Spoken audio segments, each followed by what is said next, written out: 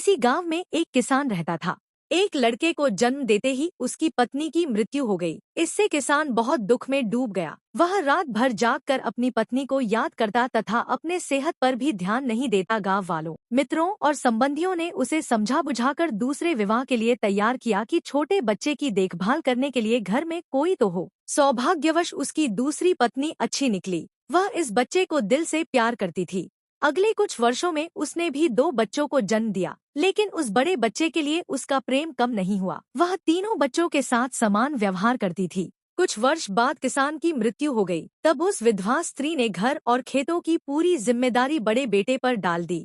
उस लड़के ने अपनी जिम्मेदारी का निर्वाह बड़ी ईमानदारी से किया। इससे पड़ोसी उनसे जलने लगे। लड़के की योग्यता उनकी आंखों में कांटे की तरह चुभने लगी। एक दिन एक पड़ोसी ने विधवा के बेटों को बता दिया कि वह उनका सगा भाई नहीं है। एक दिन वह तुम्हारा सब कुछ हड़प कर जाएगा। यह जानकर उन लड़कों को बहुत दुख हुआ और वे डर गए कि कहीं वह सचमुच ही उनके हिस्से की संपत्ति भी न हड़प ले। उन्होंने उसकी हत्या करने का मन बना लिया। जब उन्होंने इस योजना के बारे में अपनी माँ को बताया तो वह बोली, ऐसा मत करना, हत्या करना ठीक नहीं है। मैं उससे छुटकारा पाने का कोई दूसरा उपाय सोचूंगी। उस रात जब सब सोए हुए थे, अचानक उस औरत ने चिल्लाना शुरू कर दिया, सांप सांप। बड़े लड़के ने पूछा, माँ सांप कहाँ पर है? वह बोली, मैंने उसे तुम्हारे पेट में घुसते देखा है। यह सुनते ही वह लड़का पीला पड़ गया। उस दिन से उसकी भूख भी मर गई। कुछ ही दिन में वह इतना कमजोर हो गया कि अपने आप बैठ भी नहीं पाता था। वह सारा समय बिस्तर पर पड़ा रहता था।